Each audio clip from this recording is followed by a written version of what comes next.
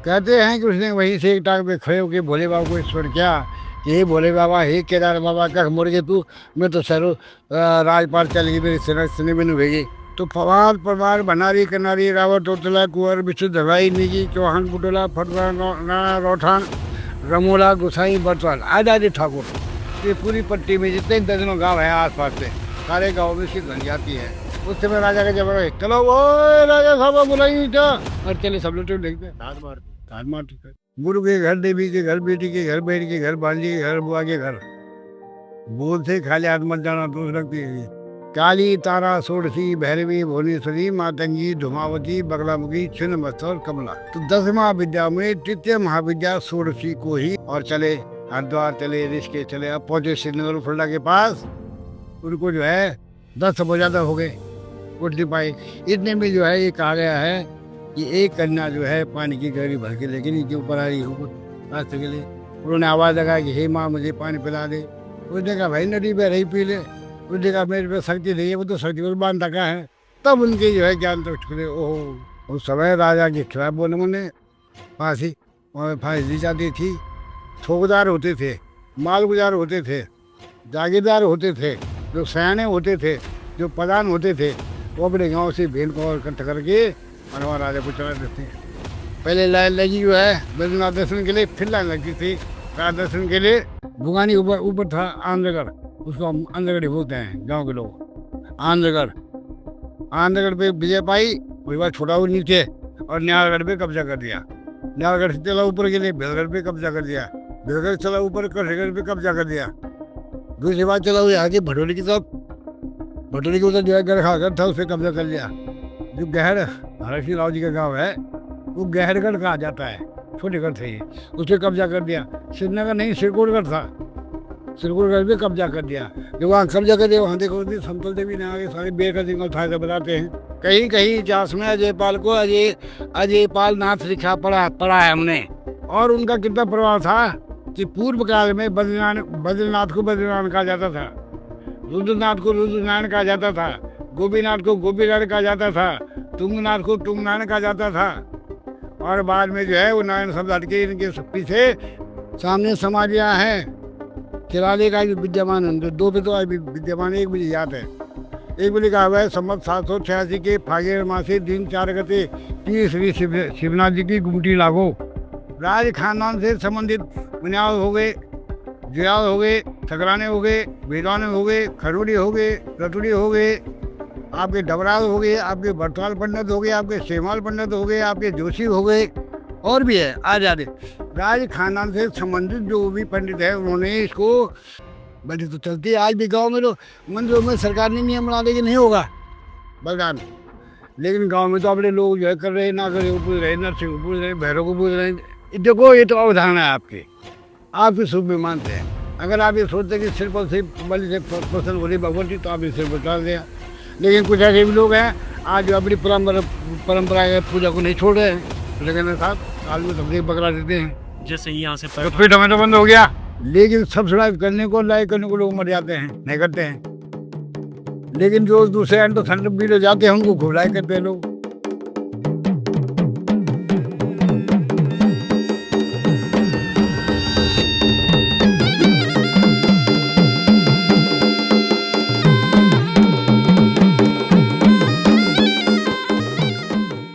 ऐसा बेटा, देवगढ़ का इतिहास अगर जानना है तो हमें देवगढ़ शब्द से ही पकड़ना पड़ेगा।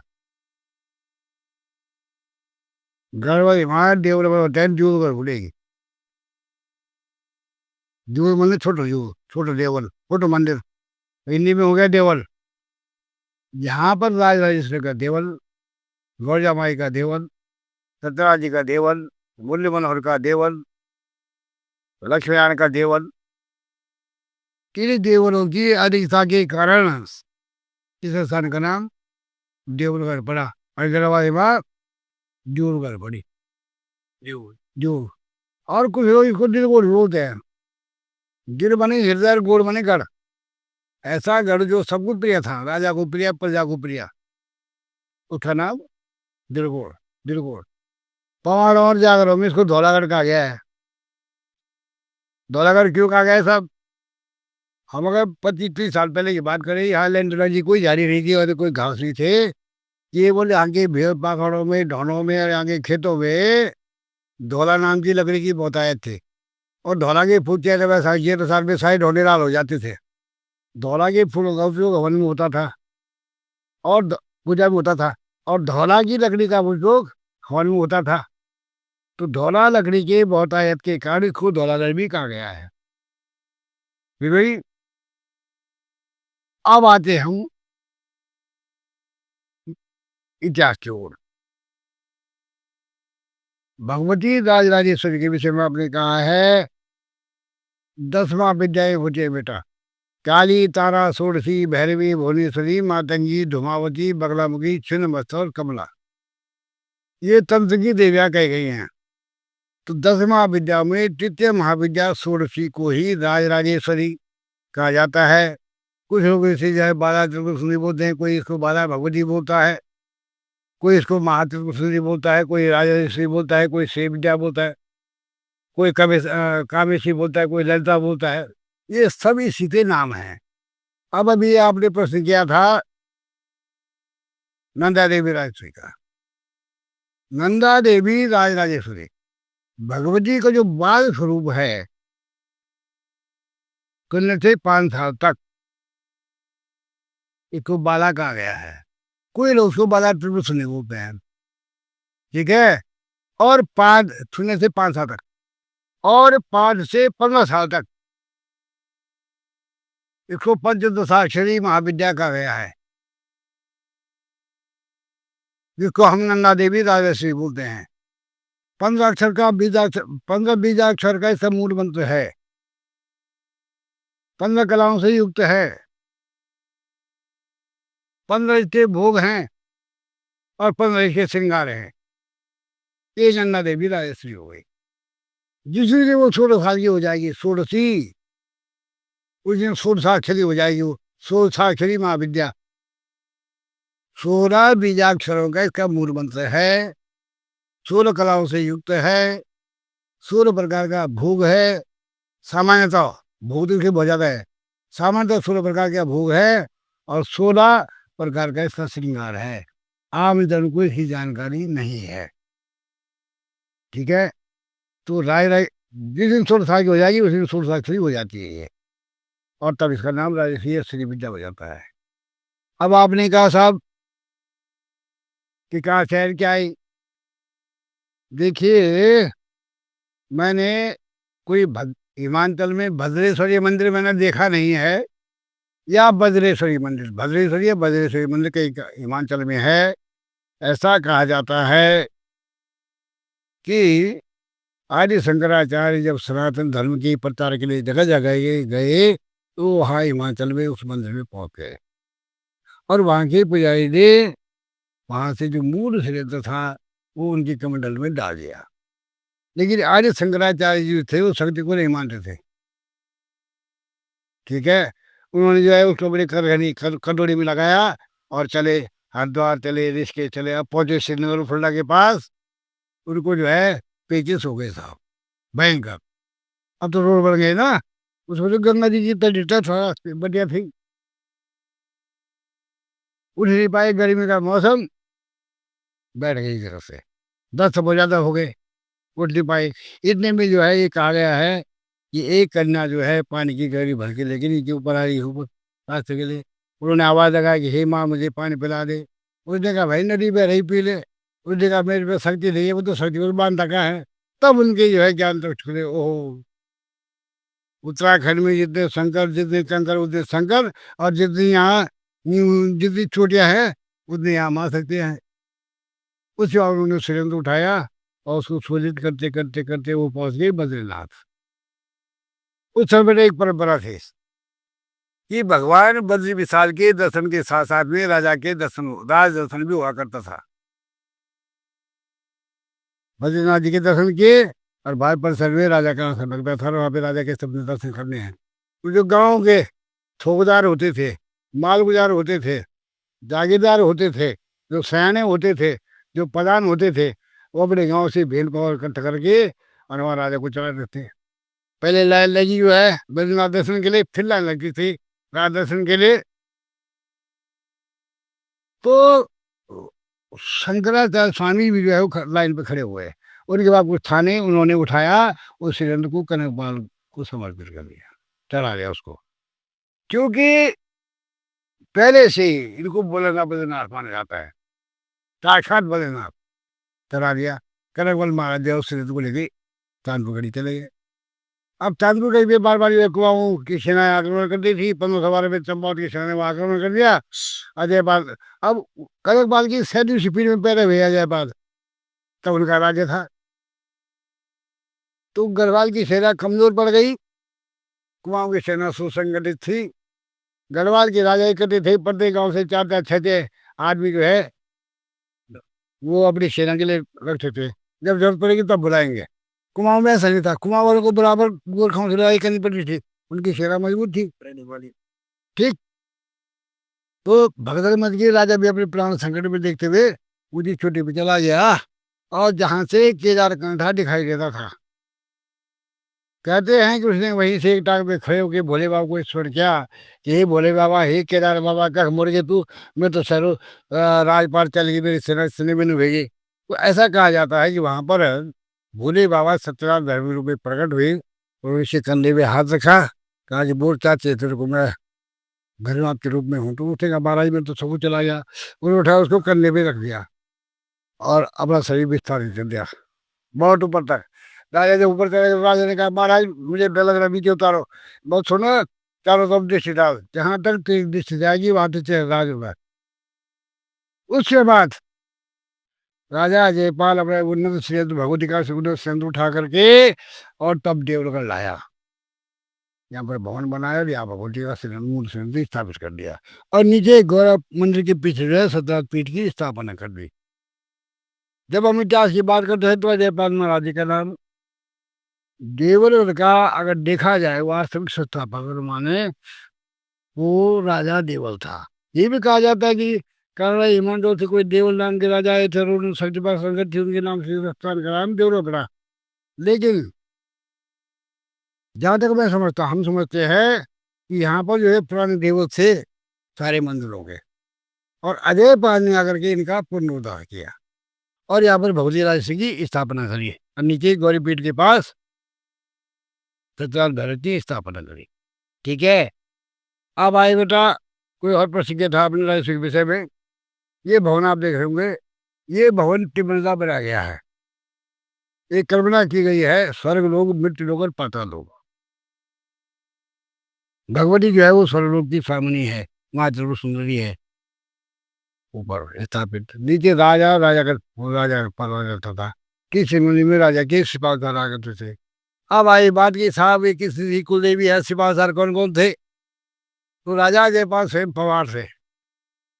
तो पवार परवार भंडारी कनारी रावत उतला कुंवर विशुद्ध हवाई निजी चौहान बुटोला फटवा राणा रौठान रमोला गुसाई बटवाल आदि ठाकुर, ये राजा के सिपाहसार थे। और इन ठाकुरों का राजा जयपाल को देवगढ़ में स्थापित करने में बड़ा योगदान रहा। उसके साथ में आए, यहाँ स्थापित कर गए, और उसके बाद जो है जगह जगह जो है फिर राजा ने उनको जगह जगह बता दिया। अब मैं अभी आपको उधर यहाँ पर रावत रावत जो थे उनके तलवारबाज थे। तो सबका नारायणपुर में रावत, सालगांव में रावत, जुगड़ी में रावत, कटखोली में रावत, बेटाखोली में रावत, सुराल गांव में रावत, भैंसकोट में रावत। अब आप ढाबे जगह पे बैठ गया भाई, फोन तो हुई ना, तब तो आवाज लगाई। आप इस घंटे की आवाज अगर बताते हम कि पूरी पट्टी में जितने दर्जनों गांव हैं आसपास से, सारे गांव में इसकी ध्वनि आती है।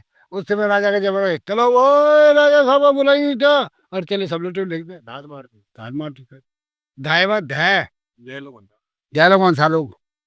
तो अब तो सामरिक दृष्टिकोण से भी राजा जयपाल ने इस स्थान को उपयुक्त पाया, क्योंकि इसके आगे खाई, पीछे खाई, दाएं खाई, बाएं खाई, सब जगह खाई खाई है। आसानी से कोई जो है दूसरों के ऊपर नहीं पहुंच सकता है। और उस समय पत्थरों की भी लड़ाई होती थी, तलवारों की भी लड़ाई होती थी। बड़े बड़े डांग लटका दो अगर नीचे तुम पढ़ाई से नहीं आ सकते तो वही मर जाएगा। तो सामाजिक दृष्टिकोण से भी जो था देवरगढ़ महत्वपूर्ण स्थान था। इसमें छोटी भाई है राजा ने आकर के श्रीलंका की स्थापना की। 5 साल तक यहाँ रहा। उसके बाद देवर उनके आसपास थे बेटा। भुगानी ऊपर ऊपर था आंध्रगढ़। उसको हम आंध्रगढ़ ही बोलते हैं गांव के लोग। आंध्रगढ़। आंध्रगढ़ पे विजय पाई। उसके बाद छोड़ा वो नीचे और न्यायगढ़ पे कब्जा कर दिया। न्यायगढ़ से चला ऊपर के लिए भेलगढ़ पे कब्जा कर दिया। भेलगढ़ चला ऊपर कृष्णगढ़ पे कब्जा कर दिया। दूसरी बात चला हुआ आगे भटोली की तरफ। भटोली के उधर जो है गढ़ था उस पर कब्जा कर लिया। जो गहर हरक सिंह राव जी का गाँव है वो गहरगढ़ कहा जाता है। छोटे गढ़ थे ये। उस पर कब्जा कर दिया। श्रीनगर नहीं सिरकोटगढ़ था। सिरकोटगढ़ पे कब्जा कर दिया। जब वहाँ कब्जा कर दिया वहाँ देखो समतल देवी ने आगे सारे बेर का जंगल था ऐसा बताते हैं। तब राजधानी श्रीनगर ले गया।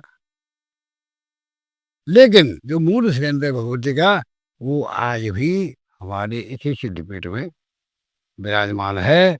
यहाँ पर दैनिक हवन की परंपरा यहाँ से यथावत है। अखंड ज्योत की परंपरा यथावत रखी गई है। और दैनिक क्रियाकलाप हमारे लिए अष्टमी नवमी दशमी हो चाहे परिवार हो चाहे अमावस्या हो हमारे लिए सब बराबर है। इसलिए बराबर कि हमारा जो नित्य क्रम है जो नित्य कार्य हमारा उसमें होना ही होना है। तो ये मैंने भगवती का बताया। इससे आप नीचे गए होंगे तो बीच में जो है सोम का मांडा है जो राजा का कोर्ट था। राजा वहां बैठ करके न्याय करता था। नीचे की मंजिल में कैदी रखे जाते थे। और गौरव मंदिर के आगे चट्टान है। उस चट्टान को काट के जो है फांसी घर बनाया गया था। उस समय राजा के खिलाफ बोले मुने फांसी और फांसी दी जाती थी। और राजा जो यहाँ पर न्याय करता था सारे लोग वहीं बैठते थे।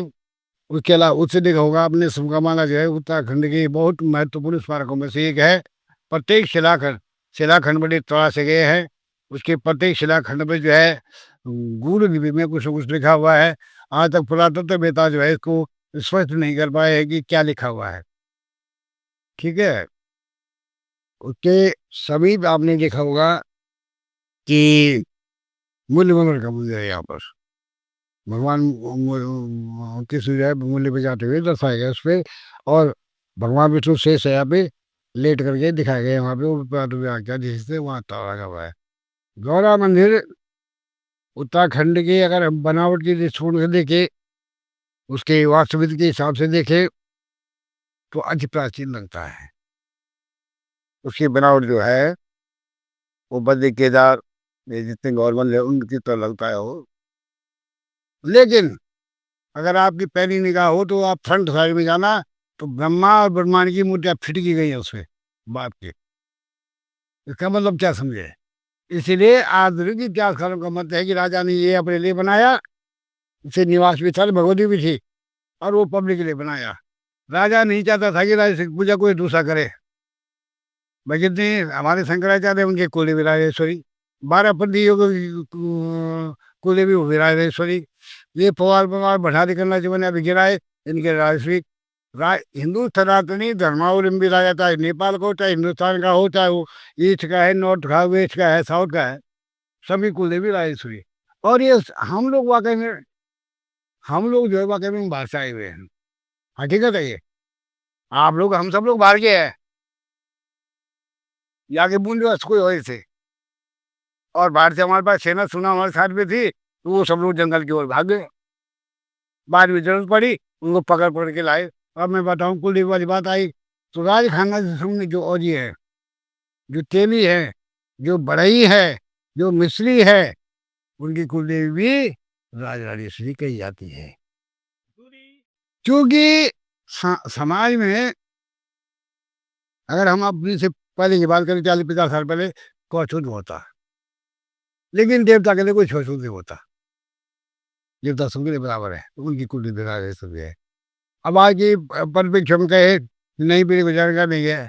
गुरु के घर देवी के घर बेटी के घर बहन के घर भांजी के घर बुआ के घर बोलते खाली हाथ मत जाना दोष लगती है। दोबारा बताना सर किसके घर। गुरु के घर देवी के घर बेटी के घर बहन के घर भांजी के घर बुआ के घर। अरे हाँ उनके लिए भोग जोड़ ले जाना। क्या तुम गुरु के टुकड़े ले जाओ। ठीक है। लेकिन आज की पीढ़ी इसको नहीं जानती। अरे भाई तुम्हारी यात्रा में भी 1,000 रुपये खर्च हो गया, कि 10 रुपये का भोग आ जाएगा, क्या बुरा है उसमें? अरे तुम जजमान जो ला गया 52 वही तो बांटेगा तुमको। तुम ला रहे हो, ले जाने पे ले जाने से पढ़ लो तुम है। सबसे बढ़िया भोग तो घर का है। अपने घर से जो है बना के लाओ, रोज लाओ। टाइम है तो गुलाटा चाहते हैं लोग। अभी गुलाटा रहेगा तो अन्नकूट में चले जाएगा, रोज यहाँ रोड बनता है, रोज हवन होता है। तो नई पीढ़ी को कौन कब तक समझाएगा? और नई पीढ़ी के बाद समय कहाँ समझने का? वो तो फेसबुक पर उसमें डूबे हुए हैं 24 घंटे, इंस्टाग्राम पे। उनको अच्छा अच्छी फोटो दे बाहर की, उनको खूब लाइक करेंगे। मैंने चैनल बनाया इसलिए, एक तो बच्चों को सही जानकारी मिले। दूसरा ये था कि भगवती के रोज दर्शन हो जाए लोगों को, घर बैठे क्या बुराई है। मैंने चैनल बनाया, मैं रोज भेज रहा हूँ। लेकिन सब्सक्राइब करने को, लाइक करने को लोग मर जाते हैं, नहीं करते हैं। लेकिन जो दूसरे एंड तो ठंड वीडियो जाते हैं उनको खूब लाइक करते हैं लोग। तो समाज की जो अवधारणा है वो बदल चुकी है। क्या बदलने के साथ आप एक और प्रश्न कह रहे थे ना, यहाँ जैसे साल में 2 बार कौतिक लगता है। कि साल में यहाँ पर 2 बार महायज्ञ का आयोजन होता था। बना रही बैठो, 2 मिनट आ रहा हूँ मैं, आ रहा हूँ मैं 2 मिनट। हाँ। तो सारे ठाकुर जो थे सभी इकट्ठा थे, अब अपने गाँव से जौ यहाँ भिजवा देते थे पहले ही। यहाँ हरियाली बोई जाती थी, महायज्ञ होता था और हरियाली लोग यहीं से ले जाते थे। क्योंकि घर गृहस्थी में हरियाली की जो मर्यादा है उसका पालन नहीं कर पाते हम। जाने अनजाने जो है हमसे गलतियाँ हो जाती है। अब रही बात क्या बोले साहब ने? हाँ, गौरजा माई जो है बौगड़ा और काला जाति की कुलदेवी कही जाती है। पोखरी की बगल की राजराजेश्वरी है, क्योंकि वो राज आश्रय प्राप्त बौगड़ा थे। और वहीं से एक भाई जो है आपकी नंद पे आ गया, एक भाई टकुली आया, एक मौसा जो है आपको वहां चला गया कोठार। ये राजा सर प्राप्त बहुना है, उनको श्री विद्या, उनके पुराणों को श्री विद्या की सिद्धि हुई थी, इसे उनकी कुलदेवी राज भी है। बाकी सारे बहुना लोगों की कुलदेवी जो है गौरिया माई है। ठीक है। आपने प्रश्न किया था माई का सरकार वाला गौदेवी का। देखो समाज में अवधारणाएं बनती बोल, सीधी सीधी बात है कि गौदेवी की स्थापना जो है मैं नाम भूल रहा हूँ तुम्हें, तुम्हारी अब याद आ जाएगा मेरे को। सुमारी की काला जाति की पंडप, हाँ, मुझे नाम मैं इसमें भूल रहा हूँ, बहुत भूल गया हूँ मैं, नाम भूल रहा हूँ। तो सुमारी के काला जाति के पंडित के हाथों उसकी स्थापना हुई है, गौरी श्री की स्थापना। ठीक है। तो पहले बल्लभ सुमारी वालों को नजदीक था, उन्होंने कहा हम पूजा कर लेंगे। बाद में बगड़ा लोगों से रिश्तेदारी हो गई, बुखाने वालों तुम कर लो। उसके बाद जो है वहाँ की पूजा जो है भटोली वालों ने करी, उसके बाद गौड़ वालों ने करी। आज भी गौड़ का लड़का और कलवाना लड़का है, वो हमें पूजा करता है। अब मायका ससुराल वाली बात है तो बोलने वाले देवता का न कोई ससुराल है ना मायका, देवता ये तो परंपराएं बन गई है। तो ऐसा है कि उन्होंने कहा सुमाई और स्थापना करी, तो भाई तुम मायके वाले हो गए। ठीक है। और बुगानी से उनकी रिश्तेदारी हो गई, उनके बगल को तुम करो, अब तुम उसके ससुराल रहो, समझो अपनी रिश्तों है। तो ये है। लेकिन ऊपर से देवता का ना तो मायका है ना ससुराल है, देवता का वास तो सब सर्वत्र है। ठीक है। उसके पीछे बेटा सत्यनाथ की गद्दी है। सत्यनाथ योगी जो है नाथ समुदाय के महान योगी हुए हैं। और राजा जयपाल की उन पर बड़ी श्रद्धा थी, उनके आदेश ही उद्योग में पहुंचा था, उसका राज्य विस्तार हुआ था। तो ऐसा कहा जाता है कि 1512 में तो यहाँ यार 1518-19 के बीच में स्वयंनाथ हो गया था। कहीं कहीं इतिहास में अजयपाल को अजयपाल नाथ लिखा पढ़ा पढ़ा है हमने। ये बाल नाम नाथ, वो नाथ बन गया था। अब भी उनकी मूर्तियां हैं, तो कान में कुंडल धारण किए हुए हैं। और उनका कितना प्रभाव था कि पूर्व काल में बद्रीनाथ बद्रीनाथ को बद्रीनाथ कहा जाता था, रुद्रनाथ को रुद्रनारायण कहा जाता था, गोपीनाथ को गोपीनारायण कहा जाता था, तुंगनाथ को तुंगनारायण कहा जाता था। और बाद में जो है वो नारायण शब्द हट के इनके पीछे नाथ शब्द जोड़ दिया गया। बद्रीनाथ से बद्रीनाथ हो गए, केदारनाथ से केदारनाथ हो गए, रुद्रनाथ से रुद्रनाथ हो गए, तुंगनाथ से तुंगनाथ हो गए, और गोपीनाथ से गोपीनाथ हो गए। ये सब अजयपाल महाराज के नाथ संप्रदाय में दीक्षित होने के बाद हुआ। तो नाथ संप्रदाय जो था उसका बड़ा विस्तार था उत्तराखंड में। और देवरगढ़ भी जो था उनका गढ़ था ये। सामने समाधियाँ हैं, चिराले का भी विद्यमान है, दो भी तो आज भी विद्यमान, एक मुझे याद है। एक भी लिखा हुआ है संवत 786 के फागुन मासे दिन 4 गते 30 शिवनाथ जी की गुमटी लागो। इसके पीछे जो नाथ संप्रदाय का कनेक्शन है ना, जब आर्य गुरु शंकराचार्य जब यहाँ आए तो उसके बाद शैव मत का प्रसार यहाँ हुआ, एक बोला जाता। और क्योंकि नाथ संप्रदाय जो है ऐसा साथ का हाँ, ऐसा है कि हिंदू सनातनी धर्मावलंबी को एक करने में नाथ संप्रदाय का बड़ा योगदान रहा है। नाथ की चुटिया होगी, दाढ़ी होगी, कुंडल कुंडल भी होंगे। और पहले होता कि चिरम साहब एक अंतर होता था, समझ लेना बात। लेकिन उस संप्रदाय में दीक्षित होने के लिए हर वर्ग का आदमी तत्पर हुआ था, चाहे वो ब्राह्मण हो, पंडित हो, चाहे कोई दूसरे लोग हों, वो सब लोग उनके चेले बन सकते थे। तो अजयपाल और नाथ संप्रदाय ने जो है हिंदू समाज को एक करने में बड़ा योगदान दिया। ठीक है। दूसरा बेटा, गौरव मंदिर के नीचे एक शिलालेख है, उससे लिखा हुआ है अजयपाल को धर्म पाठो भरे करो एक। अजयपाल को धर्म पाठो। गढ़वाल में पहले जूर पाठे का प्रचलन था। जूर पाठ होता है लकड़ी का, उसमें जो भरते हैं आज भी, और जो जलाते हैं। कोई देवता नाथ जब नाचता है तो उस जूर पाठे को पहले पूजा जाता है। जो डालते हैं ना ठीक, हाँ, जो ये चावल। हाँ, अब राजा का जो करबन जो पैसा तो हुआ, उसमें राजा तो था गाँव से, 4 पाठे इस गाँव से आए, 4 गाँव है। पता चला इस गाँव का पाठा छोटा है, उस गाँव का पाठा बड़ा है। 8 पाठे गैरों से आए और 8 पाठे भटोली से आए। पता चला कि दोनों में बहुत अंतर पड़ गया, ये छोटा बड़ा क्यों हुआ। अजय पाल बड़े समझदार थे, उन्होंने उसकी जगह है कर्णलाल जो है धर्म पाठा बोला उसको। कर्णलाल पाठे का पता चला कि आज से धर्म का पाठा है ये, जो इसी से आय विनिमय होगा। उसमें भी नहीं होता था अनाज का बस में, कि तुम्हें 4 पता जमोरी में तो ये पता सा ढेरों लो। तो अजय पाल महाराज के द्वारा वो धर्म पाठे का प्रचलन कराया गया था। ठीक है। वहाँ पे जो लेख है वो बड़ा गढ़वाली में वो लेख। अजय पाल महाराज को गढ़वाली बोली के विकास में बड़ा योगदान माना जाता है अजय पाल का। उसके बाद एक प्रचलन ही चल पड़ा कि गढ़वाली में ही ताम्रपत्र बनते थे जो लोगों को दिए जाते थे। उनके जो खास सिपाहीसार होते थे उनके पास जो ताम्रपत्र होंगे गढ़वाली में होंगे वो। तो अजय पाल महाराज को गढ़वाली बोली के विकास का स्तंभ माना जाता है, मूल जड़ माना जाता है उनको। ठीक है।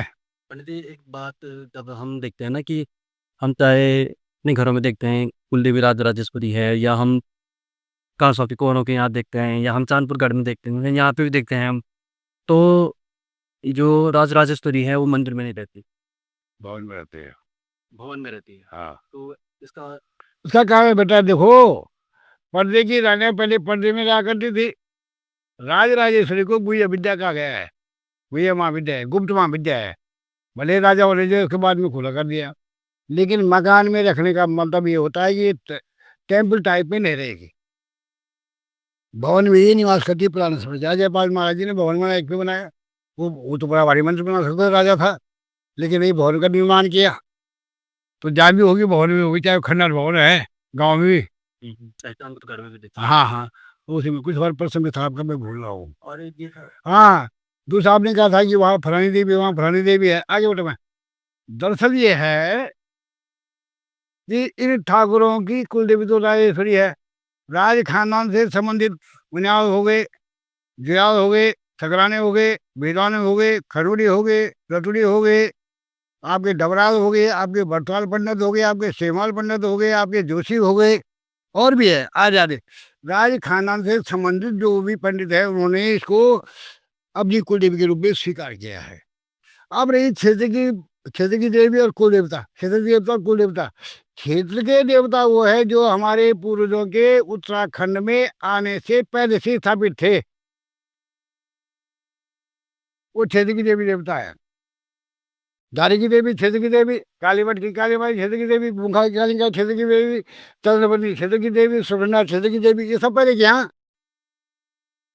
और हिंदू सनातनी धर्मावलंबी राजाओं के साथ में, उनके साथ में अगर आई है तो वो राजेश्वरी आई है, कुलदेवी राजेश्वरी आपकी कुल परंपरा के अनुसार। अब नई पीढ़ी में एक कमी है कि वो क्षेत्र की देवी और कुलदेवी अंतर नहीं समझते। दरअसल हम लोग जब राजा के साथ में आए हैं तो जगह जगह हमने जो है अपना अपनी पदानुचारी या अपना बोलबाला स्थापित करना था। तो उस क्षेत्र के लोगों पर कब्जा करने के लिए, उनको अपने बस में रखने के लिए उनके जो देवी देवता थे उनको भी पूजना शुरू कर दिया। तो नई पीढ़ी को इस समझना चाहिए कि क्षेत्र की देवी को देवी क्या अंतर है। इसमें जैसे श्री यंत्र का कॉन्सेप्ट है ना, बाकी पूरे गढ़वाल में खाकर राजेपुरी के संदर्भ में, और गढ़वाल जोन में ज्यादा है त्रियंत्र बलि प्रथा होती थी। अच्छा, अब यार तुमने बहुत लंबा कर दिया। प्राचीन समय में बलि प्रथा होती थी और श्रीयंत्र श्रीचक्र की अगर हम बात करें, जो श्रीयंत्र श्री श्राद्ध है जो, तो उसके सामने जो है रोज जो है एक बलि वापस दी जाती थी। कालांतर में जो है लोग जागरूक हो गए, राजा का विरोध होना शुरू हो गया, वो बंद हो गया, तब बकरों की बलि शुरू हो गई। बलि तो चलती है आज भी गांव में, लोग मंदिरों में सरकार ने नियम बना दे कि नहीं होगा बलिदान, लेकिन गांव में तो अपने लोग जो है कर रहे, ना करे, वो पूछ रहे, नरसिंह को पूछ रहे, भैरव को पूछ रहे। लेकिन बलि हर जगह चलती है। बलि बलि कई जगह है अभी, लेकिन हमारी पीठों में बलि कैमरे के सामने नहीं है, बट बलि हर जगह होती है। जैसे श्रीयंत्र सदियों का है, लेकिन अब जड़फल के रूप में है जहाँ है। देखो ये तो अवधारणा है आपकी, आप इस रूप में मानते हैं। अगर आप ये सोचते कि सिर्फ और सिर्फ बलि से प्रसन्न हो रही भगवती, तो आप इसे बता दिया। लेकिन कुछ ऐसे भी लोग हैं आज जो अपनी परंपरा या पूजा को नहीं छोड़ रहे हैं, लेकिन साहब काल में तबलीग बकरा देते हैं, जैसे यहाँ से तो फिर हमें तो बंद हो गया। पैठानी में जैसे राहु मंदिर है, हाँ। तो उसके साथ यहाँ का कोई लिंक कनेक्शन वगैरह है पहले से, या वो बात का ना ना ना ना ना, उसके साथ कोई ना उसके उससे और नहीं। अच्छा, हाँ। भूख हल्का लिंक है जैसे गूंगा काली का छिलके की देवी वो पहले की है, वो पहले की है।